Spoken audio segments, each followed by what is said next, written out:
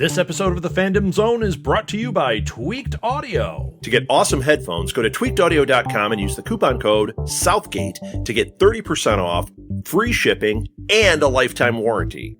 Or you can get there through the link on our website, southgatemediagroup.com.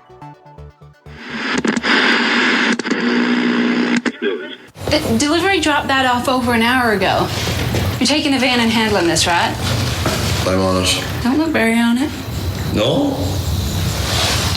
This is my very honest outfit.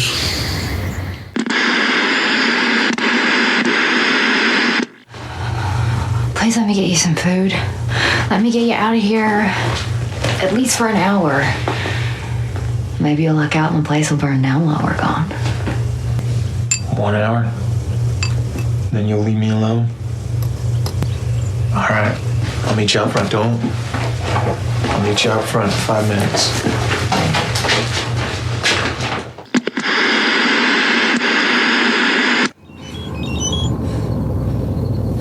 Something's happening to me.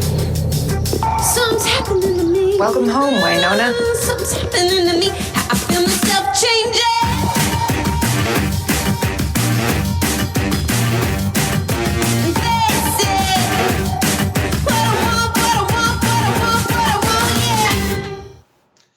Hello, everybody. Welcome once again to the Fandom Zone podcast. My, wasn't that a nice treat for us today? A new opening for the summer. New summer opening. That's right. Preacher, Outcast, and Wynonna Earp. I noticed that. Our summer shows. And for those, we may need some subtitles for Cassidy there on that one. Yeah, it's his very on it outfit. Yeah. But he says, I'm on it. Right. And she says, are you? And he says, this is my very on it outfit. Got it. So welcome, everybody, to the Phantom Zone podcast for the week ending June 18th, 2016. Ta-da! Someone has learned how to read. Why, I oughta. I know. But one of these days, Alice, one of these days, spousal battery. Oh, to the moon. Oh, wait. We got better. Yeah. You got better. You did get better. Thank you. All right. So, welcome to episode 64. Mm-hmm. And, of course, I'm Charles, my lovely co-host with the most, Karen Lindsay. Hello. Hello, everybody. And today, we only have 2 episodes. I know. Not 1, but 2. That's right. We would have 3, but Outcast comes out way too close to the podcast. Yeah. If you recall in episode 63, because of course you listened to episode 63. Of course you did, right? Right. Mm-hmm. That we were going to skip this week on Outcast so we could give ourselves a little cushion. Yeah. Because watching the episode in the afternoon to review it later that afternoon doesn't quite work. No, it makes us nuts. So we're going to do a week later on the Outcast reviews. Yeah. So sorry for that, but unfortunately it's on Friday nights. So yeah. And we watched through alternative means. What? Yeah, what? Who said that? What? Who? Yeah, who? No, the Doctor Who. That's a different show. That's a different podcast. But co-hosted by yours truly. But, all right. So, first, off the bat, we're going to cover, let's run down. We're going to cover Preacher, of course, episode 3. And then we're going to cover the first episode of Wynonna Earp by special request. That's right. So we'll get into that a little later. Requests plural. That's right. Okay. But don't want to let be said that we do not listen to our listeners. That's right. So thanks for the suggestion, guys, and we'll hope that we do it justice for you. That's right.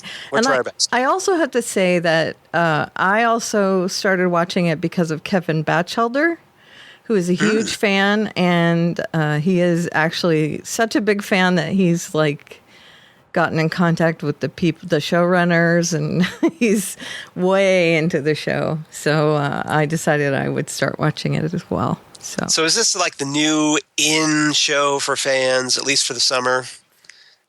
Yeah, I think so, maybe. Because it seems to be like this weird little show that has a little buzz to it. Like a cult. Yeah, show, it's got a little cult following to it. So that's cool. So I guess we're not afraid to jump on that train. No, not at all. Just a little bit. So, although,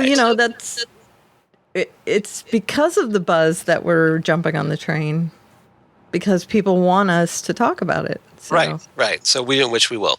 All right. So we don't want to build that up too much, because otherwise you have huge expectations, and we don't want to live up to those huge expectations. We like to keep our expectations low. Very low. Very and that low. way, when we're good, it's a nice surprise. And in my case, really low. So, all right. So let's talk about Preacher first. Let's do. Episode 3, The Possibilities. Written by Chris Kelly, directed by Scott Wynant. Right. And in case you're not remembering last week's episode was called See.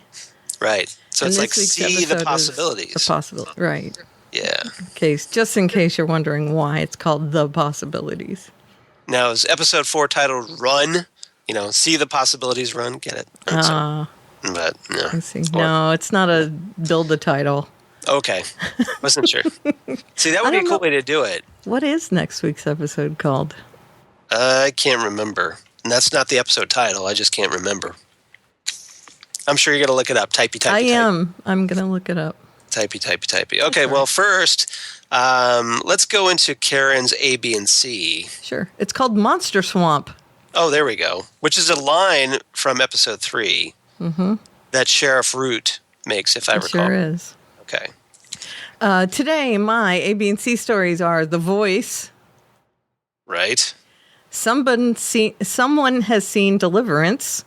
And Bolo, as in Bolo ties. Right. Got it. Okay. I was wondering what that was. But I think I know what you're talking about here. Well, the two guys with the bolo ties, of course. DeBlanc and Fiore. Right. Yeah. And we can also discuss the Grail people. Yeah, that's kind of important. That's one of the things I want. It is, but they don't really get into any kind of detail in this episode, so I wasn't sure. But it's a tease. I know. I wasn't sure how we could talk about it. Okay, I think I know how to talk about it. Okay, so without getting into too much detail. Okay. So let me talk about that real quick first, because it starts off the episode actually. Right. So all right. So we're in Houston, and there's like this woman named Danny. She fantasizes about her husband being killed by Tulip. Right. And Tulip asks Danny what Grail Industries is. And Grail is a very important phrase in the Preacher mythos. Mm-hmm. I won't get into what that is yet, however. Spoilers on that one, big time. So she hands over this map the name is written on, and then we end up like flashing back to the scene where Tulip is watching this car speeding away without her, which kind of plays into later in the episode. Right. We see part of that again later. And then and Tulip says something about like that was the day that it all turned bad for her and Jesse, and somebody's got to pay. Mm-hmm. Somebody. So Danny, meanwhile, goes off to this building. Looks like Sorry. Yeah. It wouldn't play. That's okay. It's not your fault. Mm-hmm. I get it. So it's like some really skeevy movie house maybe somewhere. And there's a very interesting movie that appears to be some kind of either like a horror movie or a snuff film taking place. Mm-hmm. And someone is watching this film, of course. And she goes to meet with this guy in a Panama hat. Right. A very familiar Panama hat if you're a Preacher comic book fan. Yeah. So if you read the Preacher series, you probably know who I'm talking about here, but I'm not going to spoil it for those who don't. Right. Okay? And so she slips the map to the guy, the mysterious, ominous guy in the Panama hat, who waves her away before leaving himself. But he was really enjoying this really disturbed movie. So, which kind of gives you his tastes, shall we say. Right. Okay. And that's all I'm going to say about that. Well, we do see someone watching a movie like that as well later in the episode. Oh, well, no. Was it that, or are you talking about Odin Quincannon listening to... Well, that was something else. Okay. Yeah, it wasn't the same movie. Okay. I don't think so. No, that was another equally disturbing. Yeah. Because that was just him listening to like a pig slaughterhouse or something. Yeah, whatever it was. Yeah. That was pretty disturbing. Quincannon, yeah. Yeah, played by Jackie Earle Haley, I might add. Who is amazing. He's wearing old-style bifocals, too, which really sets the tone for his character almost. Just that he's like a throwback. Right. Well, in the comics, he's this little old man with these big round glasses that are thick, like Coke bottle glasses. And so, yeah, they're doing obviously a little bit of a version of that, but still trying to make him look very odd. And I love that his secretary comes in the room and she leaves as soon as she can. And he notices that she scurries out, so he turns the volume up on the little thing that goes between her and him so that she has to sit there and listen to it. Right. And he makes her uncomfortable. It's so Quincannon. I mean, it's amazing. And I love the other bit, since we're talking about Odin Quincannon, this bit where, what's his name? The guy that Jesse beat the crap out of. Yeah, Bad Dad is what they're calling him. Bad Dad? Yeah. Is that what they're calling him? Okay, but so he tries to I guess Bad Dad is supposed to take away this plate of food or this tray of food, but because his arm is broken, I guess he's like right-handed or something, and his right hand is broken, so he has to do it with his left. Right. And he's really clumsy about it. And Odin Quincannon is just like giving him the serious eye roll as he attempts and as he bungles this. And he says something really... He says, like, got a right-hand man with no right hand. Right. Something like that, right? Yeah. Yeah. And it's so bad. I mean, he's just... Like, he's really going to, I have no more use for you now, so I might as well just kill you because you're useless to me. So... It really tells you a lot about his character if you're paying attention to him. Yeah, very subtle, menacing stuff. But yeah, I really, they don't have those intercoms anymore in offices. No. So I hope people understand what he's doing when he reaches over and turns that up. Right. Do you think people understand that actually makes the secretary listen to the noise? Yes. From his... Okay, good. I hope so. Yeah. Well, I just think that he was enjoying it so much. Well, yeah. I don't think he cared. Well, no, but he physically turns it up so that he makes the secretary listen to it. Right. So he's needless to say, he's a bit of a sadist. Right. Yeah.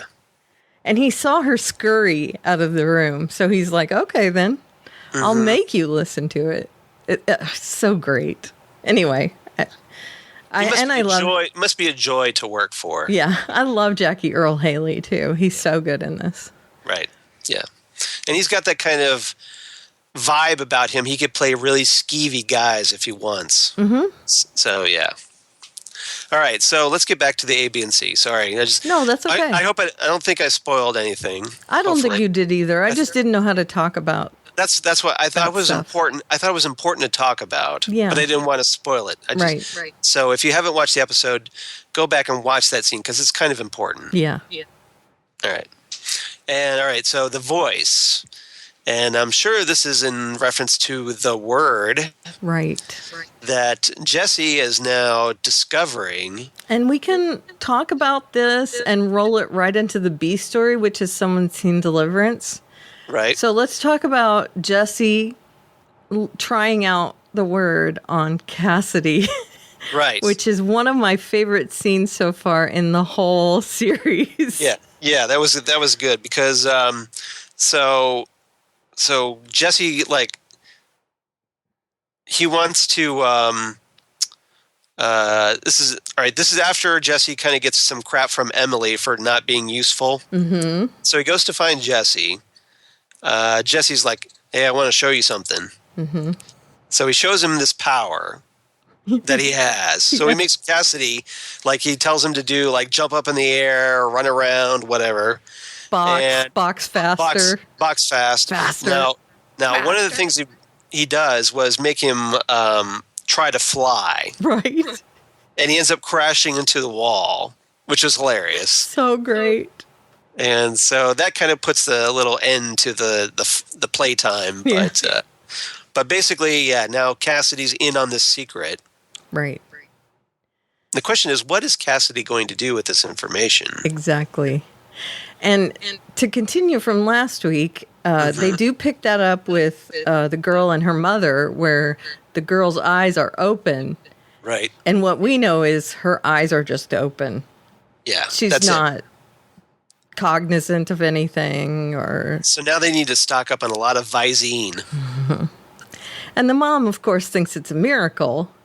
Right. But really, he's just said, open your eyes. And really, he needs to go over there and say, wake up instead. And But that kind of thing probably will get around town, being such a small town. Right. So. And he'll learn that Preacher did a miracle. Yeah. Yeah. Exactly. So yeah, that's not a great thing that he did. But No. I do love the scene between he and Cassidy where he's trying out the word on him, and that is hilarious. Yeah. I love Cassidy in this episode. Joseph Gilgan, Joe Gilgan.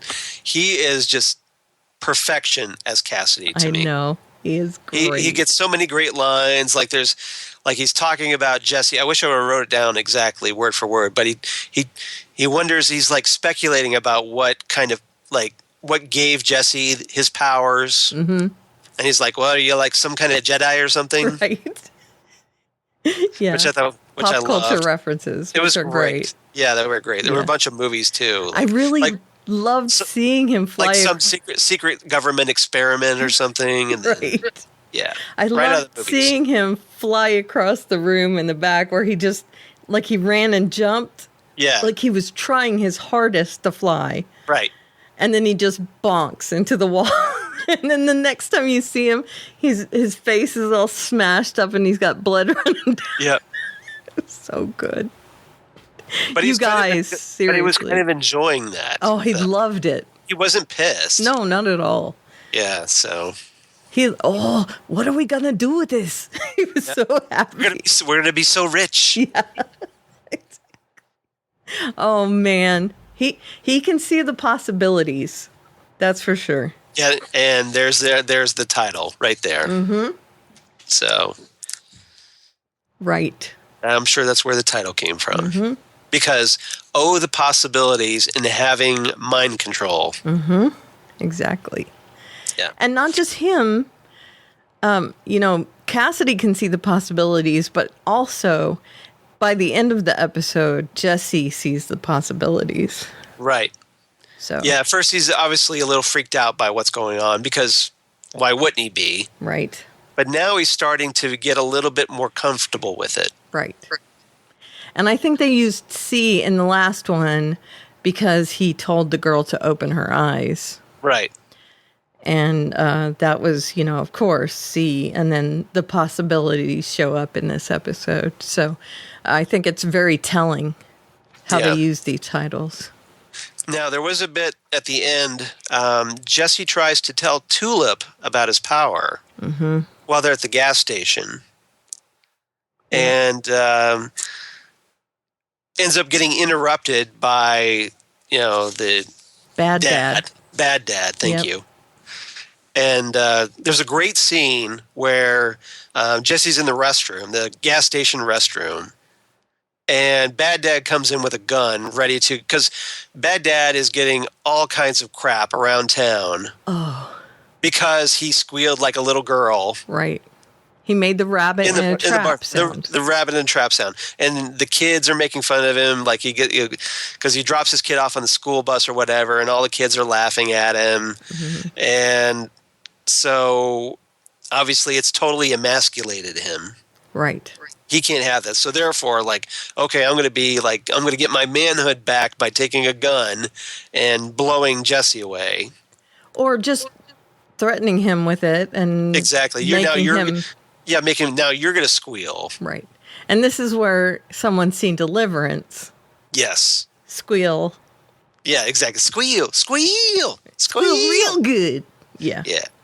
And it gets even more Deliverance in the comic later on. Yes, it does. But we're not quite there yet. I'm we guessing they're not going to go full Deliverance on the show. Not this season yet. Yeah. I don't know. They're going to have to introduce some very disturbed characters. Yeah. I'm thinking they would save that for season 2. Yeah.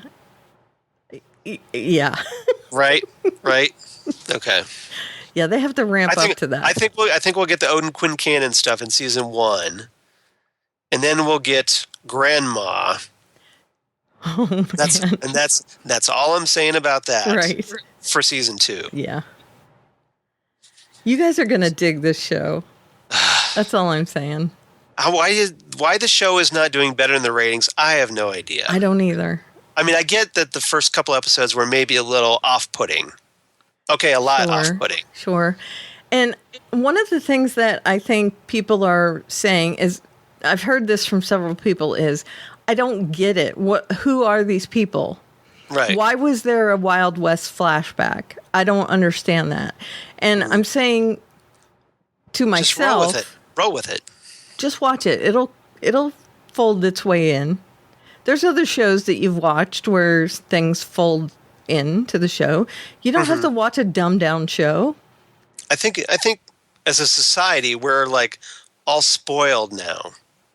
Everything has to be laid out right in the first episode. And it shouldn't be. What happened to the people who love Lost and Fringe? And I have no idea. It's a mystery. It will be revealed. Right. Come back. You don't have to know everything right off the bat. The fun part is picking the stuff up and going, oh, that's awesome, or oh, that's awesome. Right. Just watch. Stop being babies for crying out loud. Really. Watch it. That's all I'm saying. And you may have to, pay attention. Right. And really watch it. Remember The Walking Dead? We didn't get the governor right off the bat. Mm-hmm. But when he got there, it was awesome, right? Yeah. So patience, people. Right. I know that's hard for millennials. I know it is. I know. But come on. Yeah. Give it a try. Just roll with it. And trust me, that Wild West scene, that will pay off so hard. Right. It really will. It will. So just give the show a chance. Right. Okay, so back to the Deliverance scene. Right, where Bad Dad comes in and he's holding the gun on Jesse. Okay. What is this bizarre segue? What? No, it's not a segue. We're talking about Preacher. I know. But he's holding the gun on Jesse, and Jesse is hesitant at first, but then he realizes, this guy's holding a gun on me. I don't got to worry about this. He turns around calmly. He actually does kneel on the floor. And the one thing I'm thinking is, who wants to kneel on a bathroom floor in a gas station? Gross. Exactly. Were you thinking that? Ew. Okay. Yeah. Well, yeah, because for one, I'm a guy. Okay. And you know how gross men's bathroom stations are. Women's bathrooms are bad too. Trust me. Okay, but yeah. Women get taught to hover. Yeah. And that is wrong. That's all I can say. I got it. Yeah. Just sit down. Well, that's what the toilet paper's for. Right. That's what I'm saying. Unless you have a seat cover. Well, just don't hover. Yeah. It makes it grosser for everyone else. Mm-hmm. Now this is a segue. What is this bizarre segue that's happening right now? We missed you, Blaine. Maybe stay on point? No. Okay. No, he didn't. So he gets down on his knees, and you can see on his face, at least the viewer can see on his face, he knows nothing's going to happen to him, right? Right. So great. I love that look. Jesse is, like, I've got the word here. Like, this is not a problem here. Mm-hmm. So we know that. Jesse knows this, but the guy obviously doesn't. Mm-hmm. So we just kind of get to sit back and enjoy this one. Now, the question I wanted to ask you, how far do you think Bad Dad was going to take it? I think he was going to take it pretty far. You think he was going to shoot Jesse? I think after being emasculated all over town, and I think he's obviously insecure. Mm-hmm. So, yeah, I'd say that, he was going to take it as far as he could and still get away with it. So... Or if he was going to kill Jesse, he wanted to make damn sure he would get away with it. Do you think he was going to kill Jesse? Well, I don't know. Or do you think he was just going to shoot Jesse? Because most bullies are generally cowards. I know. So he may wound Jesse, but he may not outright kill him. See, I just thought that he was going to hold the gun on him and make him whimper a lot and then run away because coward. Right. But I don't know. I think because there was some rage there. Oh yeah, there was. So maybe coward rage. Maybe would have shot him in the leg or something. Yeah, like he wimped out right at the last minute and went for a wound as well. And so that makes me wonder about Jesse's whether that was an overreaction or not. Well, I don't think so because the guy's kind of an a-hole. Well, I get that. Yeah. I mean, come on, remember, this is a guy that, even though his wife kind of gets into it. He beats his wife. Right. So, yeah. That's true. So. And it would have come around to his kid, and he's teaching his kid to beat up kids at school. Right. As we heard. There's a scene where the kid is just like, hey, these guys were saying bad things about you. I beat the crap out of them. And Dad's just kind of like, that's nice. Okay. Good. Yeah. Yeah. So he's teaching his kids how to be a bully. His kid how to be a bully. I'm okay with that, except for, really, does a preacher really want to cause a guy to commit suicide in a gas station bathroom? So he had the word and he used it. And really what it should have been is, sit down, stay there, drop the gun, let me get out of here.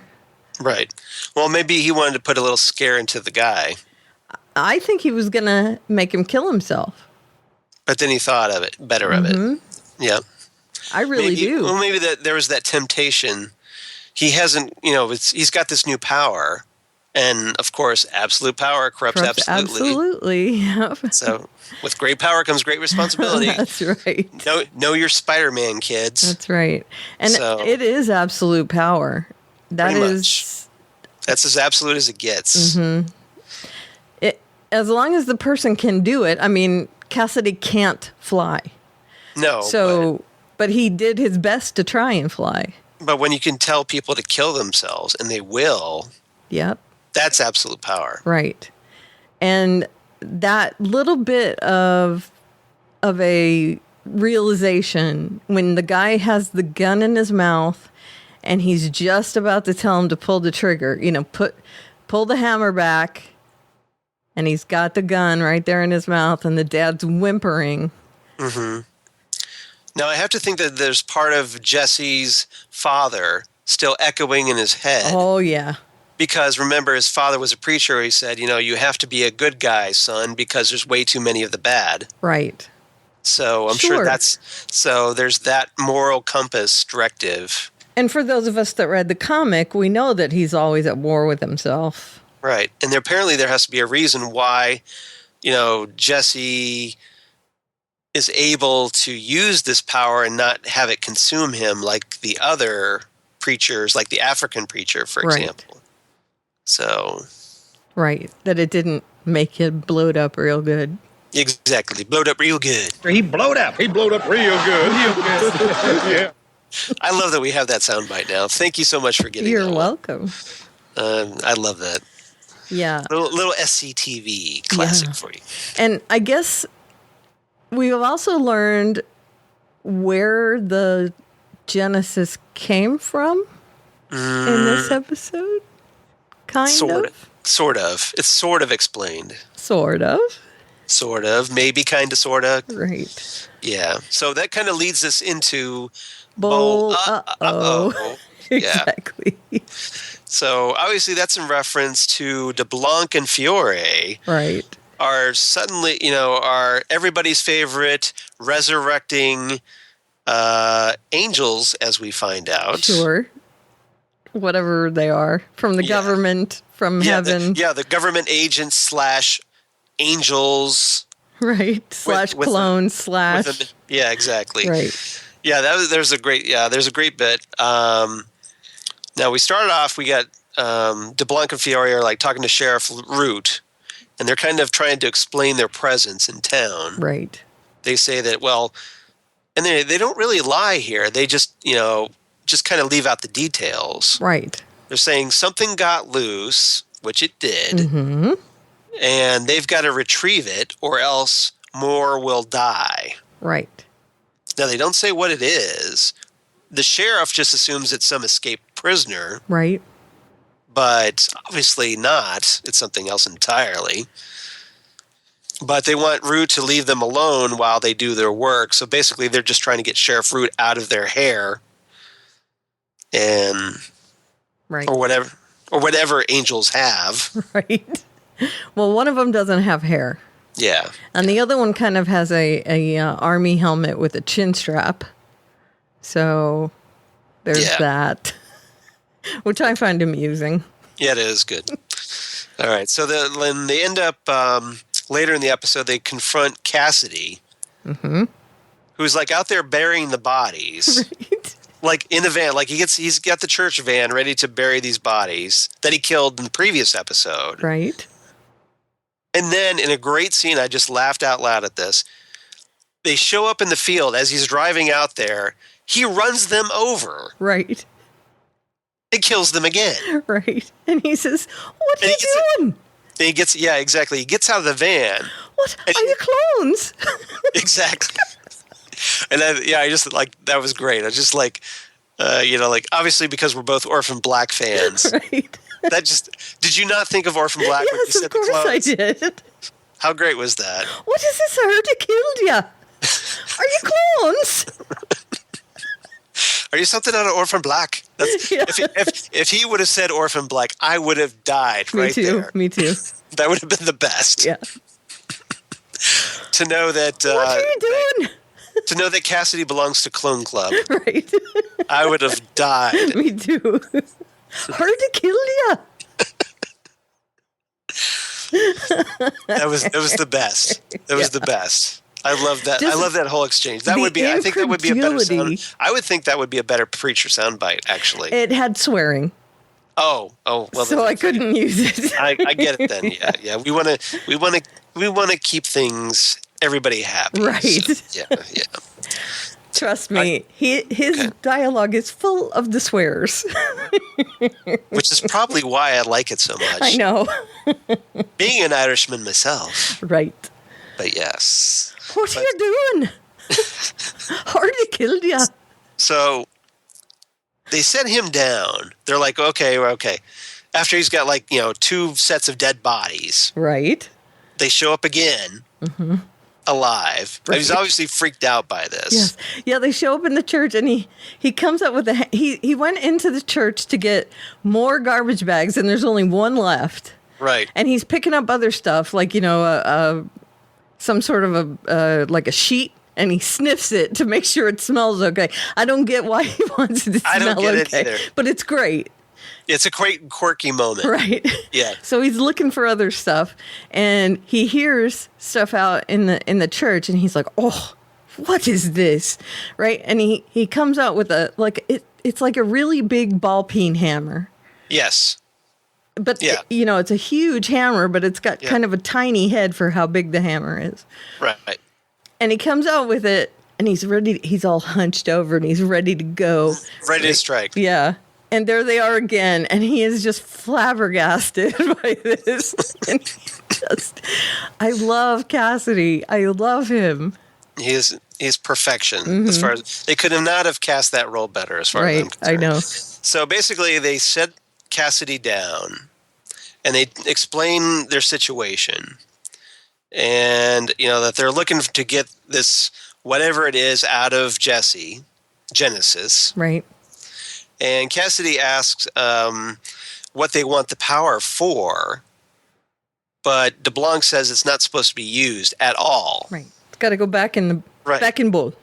Yeah. So DeBlanc tries to keep up the acting like they're from the government. Duina Beckenbull.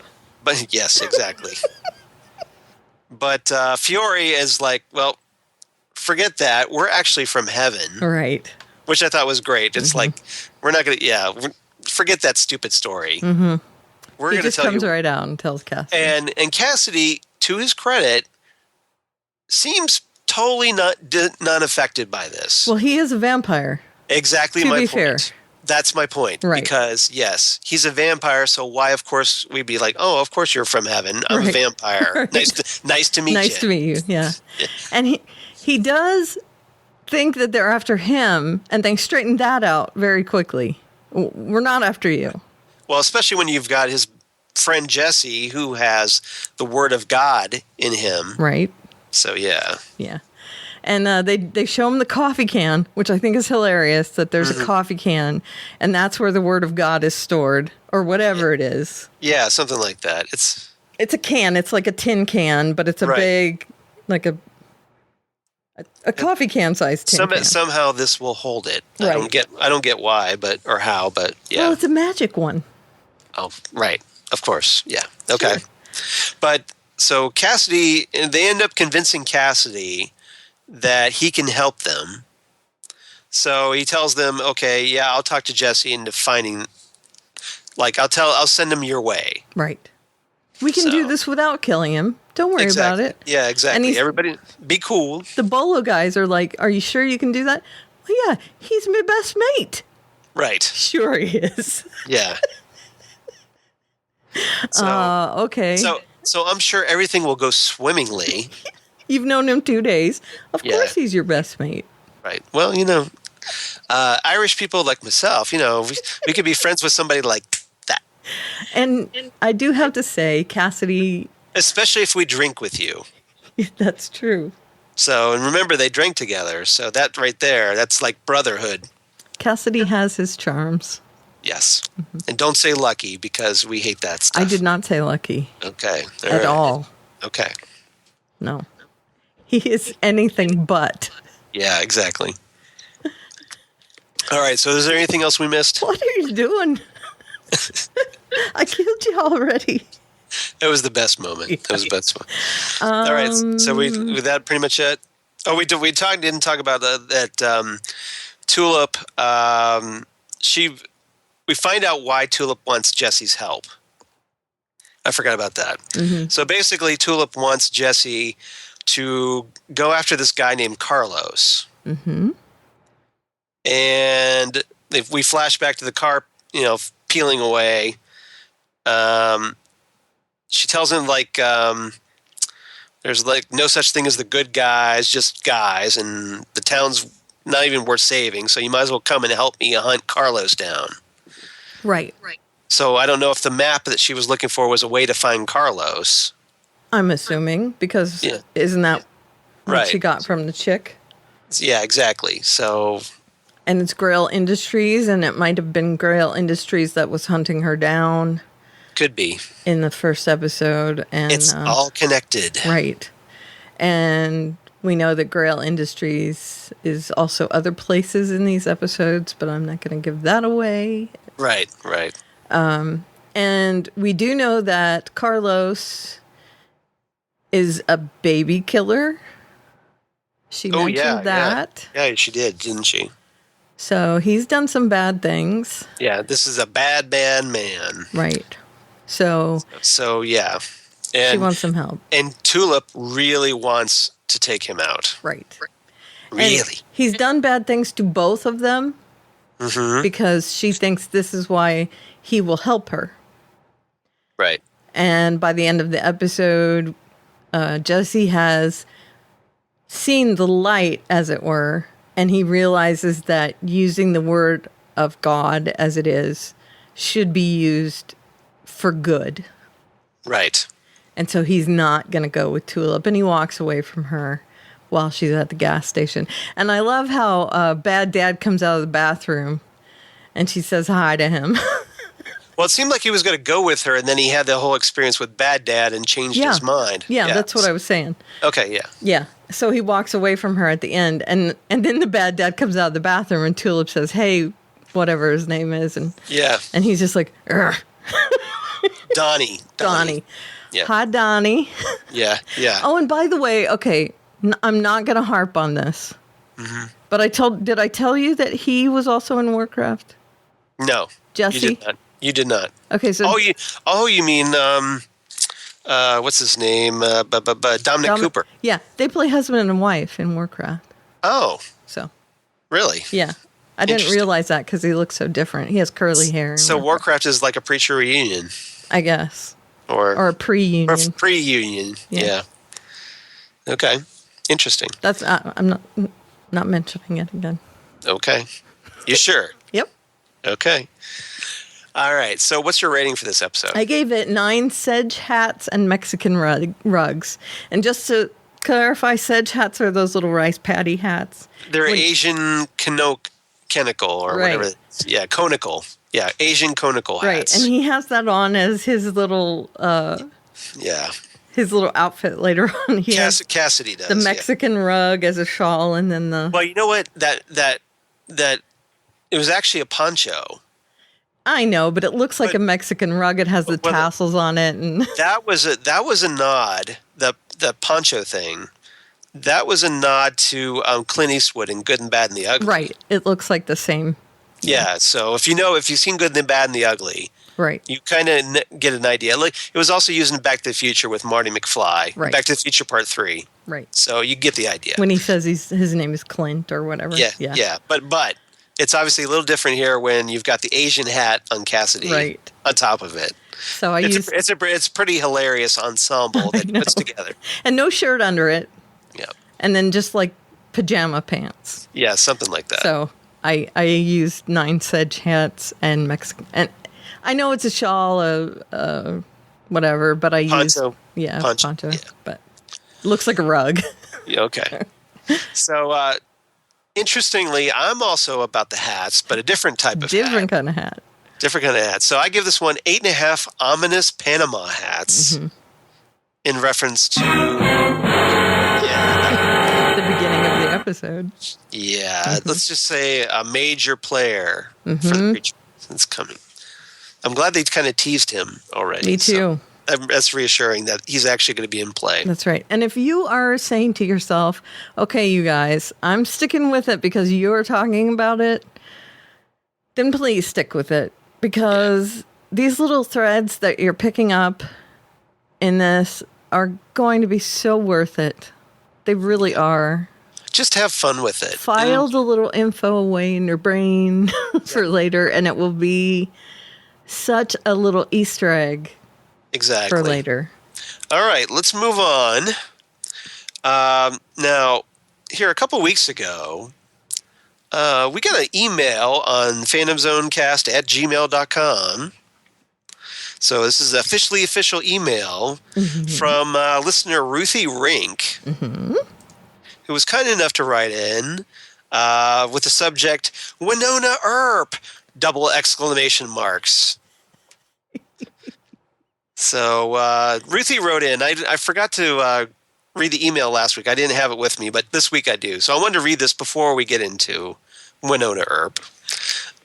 Ruthie writes in, I sent you guys a Facebook message to your page, but just in case you didn't get it, I'm sending you email. Yay. Yay. I was just wondering how come you don't cover Wynonna Earp? Because as far as I know, it is also based on a comic book. Which it is. And you are correct. And it's by Bo Smith, who used to write Guy Gardner Warrior, if you remember that comic. And Wildcat, Batman Wildcat, and stuff like that. Oh, that's cool. Yeah, so I think you should all check it out, and I think you would like it. Maybe you could go back and pick them up as some sort of pad out the lean summer months. Anyway, just a thought/request. Thanks for all the great episodes, and Charles, don't worry about the length. They're awesome! Double exclamation marks. Awesome. Awesome. So thank you, Ruthie, for writing in. Hi, Ruthie. And by special request from Ruthie and others, apparently. That's right. Yeah, Justina also said so, and I'm giving it on to Kevin Batchelder, who also told me to watch it. Yes, so. So with all that, of course we have to cover Wynonna Earp now. That's right. You boxed us into a corner. Not a huge corner. I was already watching it, but yeah. We know when we're outnumbered. I hadn't watched it, but we checked it out. So I checked it out. Like episode 5 already. Watched it with my wife Lori. We watched the first episode this week, and let's talk about it. Purgatory. Excellent. Written by Emily Andrus, directed by Paolo Barzman. Cool. I don't know either of those people. I don't know either of those people either, but this show stars Melanie Scrofano as Wynonna. Mm-hmm. So, and then we've got like Shamir Anderson as Xavier Dawes, Tim Rosen as Doc Holliday. Mm-hmm. I'll be your Huckleberry. Oh, did you find him a little charming? He's all right. He's all right? Yeah. Okay. And we got Dominique Provost Chalkley as Waverly. So, all right. So what's our A, B, and C, Karen? A story high midnight, since it wasn't noon. Right. B story is, I gave it kind of 2 titles. Doll in Black. Nice. And 27 versus 77. Okay. Back in Purgatory is my C story. Okay. So High Midnight is reference to, refresh my memory. When she turned 27 in the very opening thing. I thought that would be the 27 versus 77. Well, that's part of it. Do you want me to talk about this? Because I can do that if you want. If you want. I mean, Okay. I've got notes here, but, Well, go ahead. We can start at 27 versus 77 because High Midnight is really just the fact that when she got off the bus, she was only 26. Right. And then at midnight, ding, we can hear the sound go off. And at midnight, she starts to get her powers. She joined the 27 Club. That's right. And she... But unlike rock and roll stars, she didn't die. Right. She actually gained power. Right. And that's when she decided to fight. It's kind of like Buffy. Right. She woke up and had powers one day. And I thought it was weird because, of course, Wyatt Earp was all about the high noon. Yep. She was all about the high midnight, which was a whole different thing. Well, it's a different generation. So in her case, it happened at midnight that night. And that was really, High Midnight was really all about that opening scene. Right. Yeah, because I can kind of feel that in a little bit. So basically, we get the setting of that Wynonna's returning to her hometown of Purgatory for her Uncle Curtis's funeral. Mm-hmm. And she's riding this crappy coach bus. One passenger gets off to go pee in the woods because apparently the bus doesn't have a working... Well, it does, but a woman went down there and went to the bathroom and snaked it out from under her. That's true. Right. Yeah, she got blocked. Right. So she went outside. Of course, guess what? There's an invisible demon outside. That's right. Not fair. And one that can take on human form. So Wynonna goes off the bus to find what's going on with the passenger. Wynonna sense tingling, or Earp sense tingling. Mm-hmm. So she goes out there, only finds a decapitated head. Well, that's not good. Nope. And the demon, of course, that severed it, which we find out is called a revenant. Correct. And so Wynonna uses her, new abilities. As soon as her phone chimes. Right. Exactly.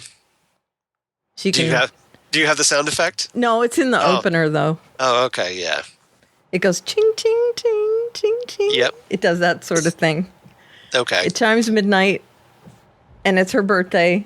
Right. And she can do these weird kick things. I was doing Happy Birthday. I was singing Happy Birthday. Oh, was it? Yeah, I was going happy ding ding ding ding ding ding ding ding ding ding. Oh, okay. That's what that was. All right. And then she does all these, fancy kicks and right, exactly, all this other stuff, and fights the demon and takes him down. She goes full Buffy and takes out the demon. So 1 down, 76 to go, essentially. Because we find out, yes, there's 77 of these things. Mm-hmm. So, and I'm sure that's where the 27 versus 77 plays in. Right, and that's into the Doll in Black as well. That's the main story, really, where we learn that this agent, what is he? Something Doll, Agent Xavier Doll. He has come into town and he wants to recruit her. Right, and he knows the family legend, and that she has now turned 27, and that she will be able to identify these demons wherever they are and take them out. And what he doesn't know is that they're all going to be here. Exactly. So apparently we find out during the episode that Dolls is with a secret branch of the U.S. Marshals that handles unexplainable phenomenon. Right. So that basically like the X-Files of the U.S. Marshals. Right. Right. A Black Badge Patrol or something like that. Right. Yeah. But not U.S. Marshals. It's the Canadian Marshals, because I thought it was the U.S. Marshals. There's a Canadian flag on the badge that he gives her. Oh, okay. Well, I'm sorry, I got it wrong. No, it's all right. I just hear Marshals. I think U.S. I know, me too. But so he learns from her what the deal is, that Wyatt Earp took down these 77 people, and through every generation they come back. And the Earp that is the new Earp has to take all 77 of them out.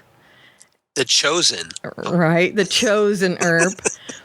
And then once the new Earp has come to power, they all rise again, and they have to take them out as well with the same gun. In every generation, there is a Slayer. Oh, wait. Yeah. Another show altogether. Right. But, of course, Wynonna wasn't supposed to be the Earp.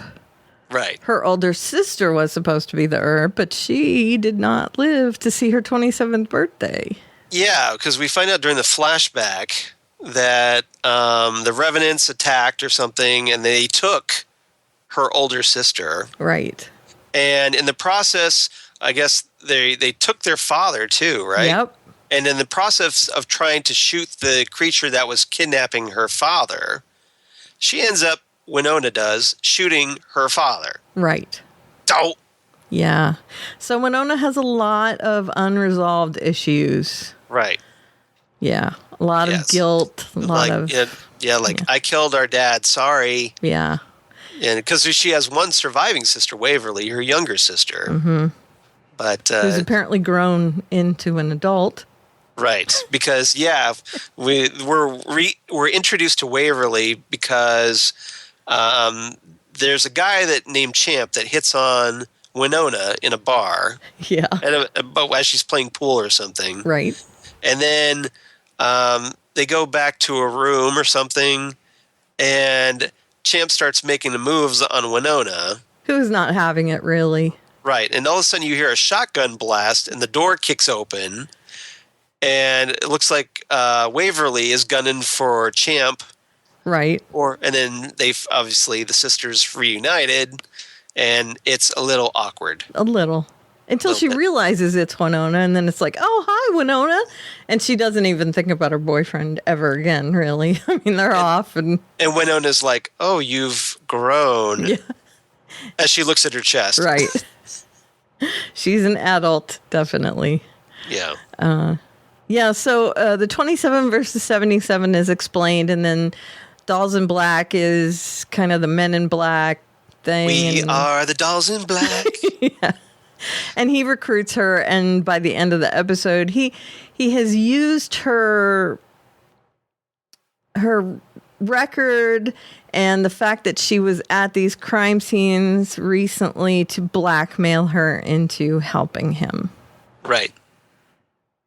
So she gets a badge as a deputy, and she has to help him to take down all these 77 criminals.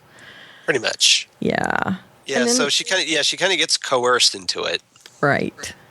Back in Purgatory really is not so much about Wynonna, but about the demons. Right.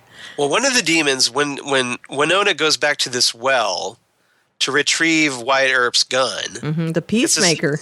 The Peacemaker, where it's in this dried up well. So she goes down there, gets the gun, comes out, and as she's leaving, there's like this someone with a hand comes out of the well wearing this ornate ring. And we see the same ring on this very old-fashionedly dressed individual who seems in rather dandified clothes, who shows up in town at the bar, and he has that same ring on, so it's obviously the same individual, and that we find out is later is Doc Holliday. Right. And he is mistaken for an Earper, as they are called, someone who comes to town and wants to learn about Wyatt Earp and all that sort of thing. And he finds it amusing. And apparently he comes back every generation as well, but we don't know much about him yet. Yeah, so he's probably going to be like, the Giles who offers advice. Or perhaps not. I've only seen one episode, I know. But you've seen more, so you know more than me. You saw my eyebrows go up. Yeah, so maybe I'm wrong on that one. Oh, I'm not going to say anything. I get the feeling I am. Okay. But he's Doc Holliday, that's all I have to say. Now, is it the real Doc Holliday or just someone claiming to be? It's Doc Holliday. Okay. But, which I think is interesting. Oh, and you mentioned people like Earpers. Wynonna's sister, Waverly, is apparently been doing the research thing. Yes. She's got her whole Barry Allen wall of stuff. Right. So that she knows who the 77 are. Right. And she is also very upset that she cannot help to take them down because she is not the chosen one. Right. And she would have gladly taken it up instead of Wynonna. Yeah. But Wynonna was, of course, the chosen one after the other sister went. Yeah, and apparently she's been researching the family curse. So that's going to come into play as well. But we don't really get an explanation of what that curse is. Right. Do we? In this first episode? Not in this episode, no. Okay, but we do later. Some of it is this, that the demons come back to haunt them every generation. Okay. That's essentially it. I mean, there's other stuff in play. Okay. Okay. So there's more on top of this. A little bit, but not much. I mean, it's really just that these demons come back to haunt them. Okay. Because Wyatt Earp was Earp. That's it. Okay, is that pretty much it? Was there anything else? I don't think so. They kidnapped... It's a setup episode, so there's really not much to this. They kidnapped her sister. Yeah. And they almost hung her, but Wynonna ended up saving her, which was pretty cool. Now, Wynonna, we find out, was a bad shot. Right. But then, somehow she's able to use the gun. The Peacemaker, I think, does all the work. Because if you looked at it... So regardless of where she aims, it will hit the target. It lit up. The gun lit up. It has some sort of magic to it. All she has to do is fire it. Right. Got it. And if you notice, when she looked through the scope... Right. She aimed it, but it kind of did this little homing thing. Okay. When she pointed it at the right place. So I think the gun is actually more of the instrument than she is. You mean the aiming sight? Yeah, where she looked through. Right. Yeah. Okay. No, I think that's all I have, unless you have anything else. Okay. I really dug this episode. Yep. It looks like you didn't dig it as much as me. I didn't dig it as much, but it's only the first episode. It's a setup episode, yeah. it's on Syfy. It seems a little low budget. It is. So, but we'll see where it goes. my rating, I might as well go ahead and give my rating. I gave this one 7.5 decapitated heads. It's horrible. No. It's like, as I pointed out to Karen, it's better than most of the Arrow episodes I Right. gave this past season. Right. That's definitely true. So, it's kind of in that ballpark for me, at least this first episode.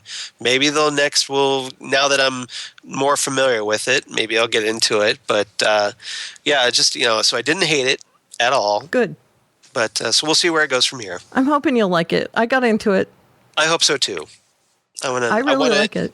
I hear good things about it, so I'm hoping it'll pick up and build its own mythos. And You don't have to fall in love with it, just so you know. Well, that's okay. Okay. Just because I like it, you don't have to. Okay. You can give it 6s if you want. I don't feel pressured. Okay. I don't think I'll give it a 6 unless it's a really bad episode. Okay.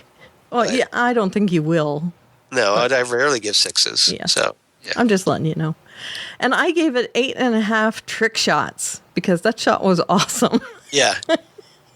It was like off the pulley and then off the windmill. Right. And into the into the head of the guy. like on a putt golf course. It was so great. Over the lake, and then or like through the little ramp, and Exactly. And then through the mouth of the dragon. And then the flames came out the ears, and right. And the windmill went off, and the through the legs of the giant clown. Exactly. Yeah, exactly. Perfect. It was a wonderful shot. I loved it. I loved that shot. So definitely looking forward to it. We'll see where the series goes, and hopefully I'll be like, oh, I can't wait for the next episode. So I hope so. So looking forward to it. I'm not ready to bail. I agree that this was not the best episode so far because I've seen a few more and they get better. So well, that's good. That's encouraging. That's what I want to hear. Good. I want to hear that it gets better. So that's good. Yay! And I have some feedback. Do we have feedback from Justina? From Justina. Speaking of Wynonna Meanwhile, Earp, here we go. Hi, Karen and Charles. I am so excited that you're going to start doing Wynonna Earp on the Fandom Zone. I really love this show, and I can't wait to see what you guys think.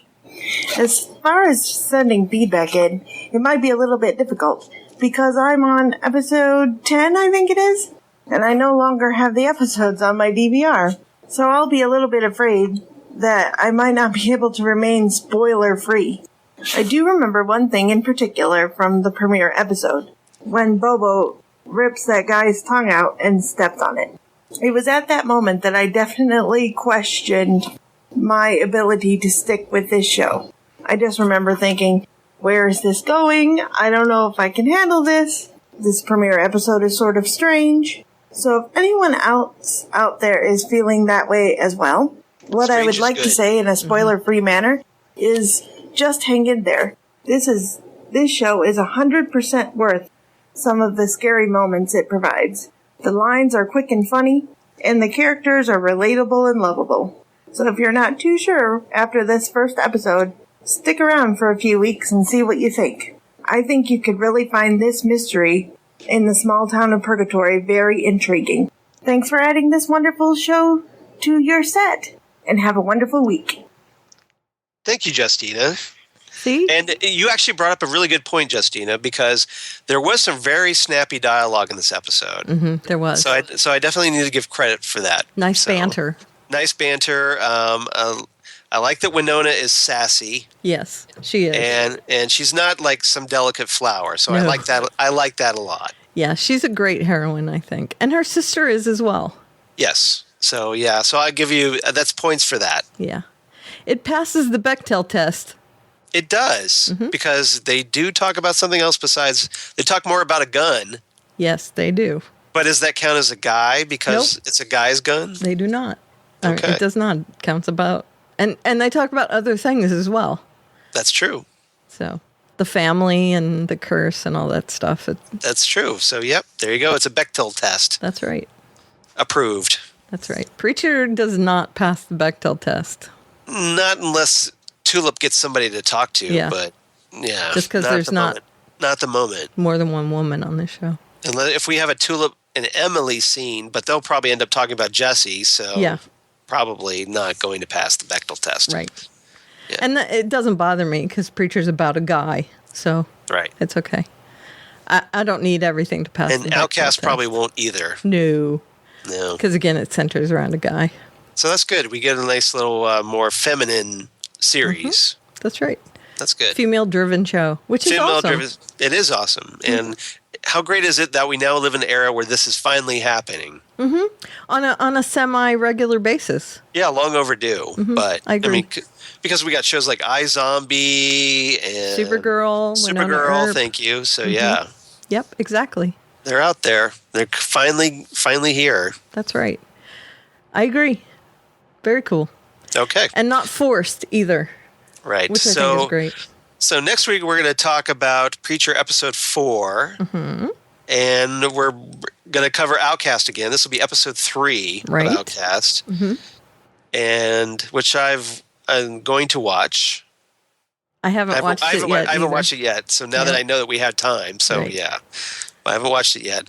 I've read the comic book that I think it's based on, though. So I kind of have an idea what's going on with that. And then, of course, we're going to talk about Wynonna Earp episode 2. Correct. Okay, so that's what we got on play. 3 shows next week. Karen's little myth that I only got 2. It's all right.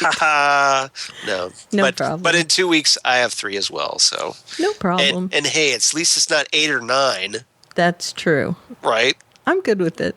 Yeah, I think I'm good with it too. So before this gets way too out of hand, Karen, where can they find you? They can find me at Aliveria on the Twitter machine, Aleveria.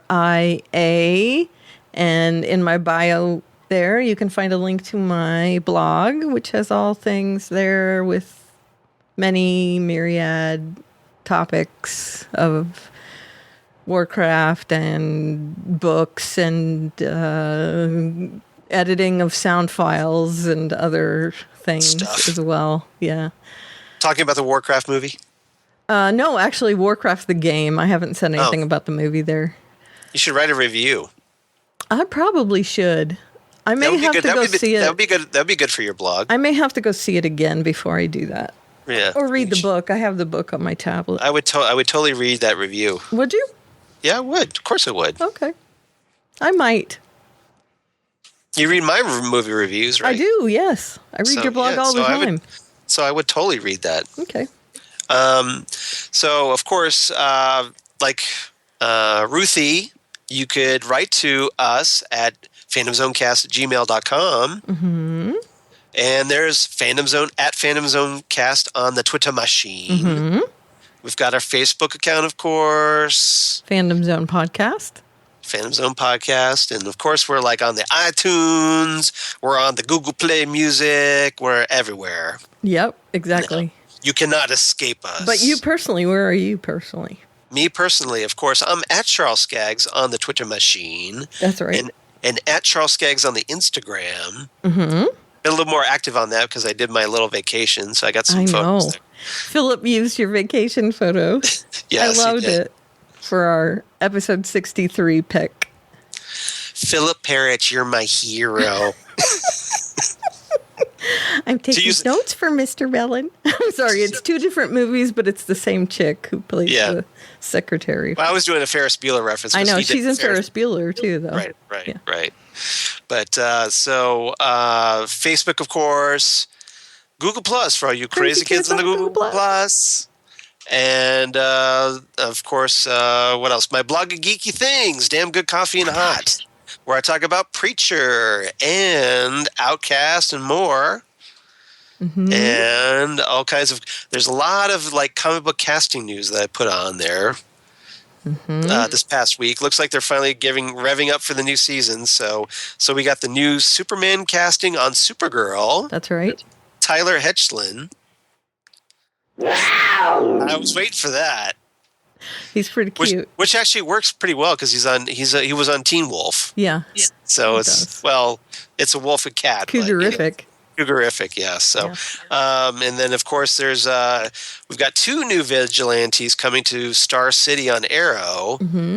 The actual vigilante, Adrian Chase, and Wild Dog, played by Rick Gonzalez, who I was a huge fan of on Reaper. Okay. So if you ever watched the show Reaper, it's a really obscure cult show, but it's worth it because it's a great show. Stars Ray Wise as the devil. Enough said there. Cool. But yeah, it's great. It's a great show. Awesome. So check it out. So that's where I first noticed him. All right. And they released also some fall premiere dates. Yes. Which we have. Yeah, we posted those on our Facebook page. Do you have those on your blog as well? I don't have the premiere dates, but that's why I made sure to post them on the Fandom Zone podcast or the Facebook page, so you can, especially the CW shows, because that's like a ton of superhero shows. Mostly four of our shows right there. Right now. So if you want the premiere dates to Arrow, The Flash, Supergirl, and Legends of Tomorrow, and iZombie. iZombie's not there because iZombie does premiere in the fall. It will be there. It will be there?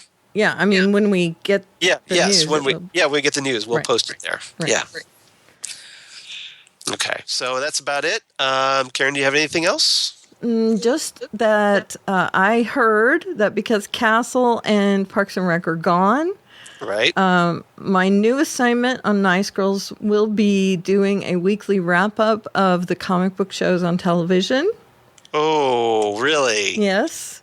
So I will be doing kind of a little blurby thing like You're this. You're just going to recycle all the stuff that you do on the Fandom Zone? Like a highlight of what happened in the Berlantiverse. So it'll be like the highlights. Right. Here's what happened in the Berlantiverse. Well, this person came to town and this happened and this. So it's not going to be like our podcast, but it might be a decent companion. There you go. So if you enjoy this podcast, you might want to check that out. Right. And Karen's, of course, has that on her About Me links. I do. But I will also be posting that on the Fandom Zone. There you go. Facebook page. Please do, so that we can all check it out, because I'd like to check that out. But that will be in the fall. So okay. Yeah, just give us a reminder. I'll be doing that. Yeah. That's going to be coming up in the fall. I'll be covering that stuff. So I just heard that. That is awesome. A few days ago. Good for you. So, yeah. Leah said, I knew you were the comic book girl. I said, yeah, that was me. That's me, comic book girl. That's right. And it's kind of cool that I don't have like a mainstream show anymore. That I get to do like geeky stuff now. So it's good. And I don't hate the show that I'm doing anymore. Like Castle? Yeah. Yeah. Okay. That was only this last season, really. So. Right. Well, I've heard by all reports. I don't watch the show, but by all reports, it was a pretty bad season. Bad. Yes. Bad. Yes. Bad show. Yes. All right. I think that about does it. It does. Yes. So we'll see you around next time on the Phantom Zone podcast. That's right. Which ending do you want? How about Young Justice? Surprise me. Okay. Young Justice it is. Okay. Sounds good. Bye, everyone.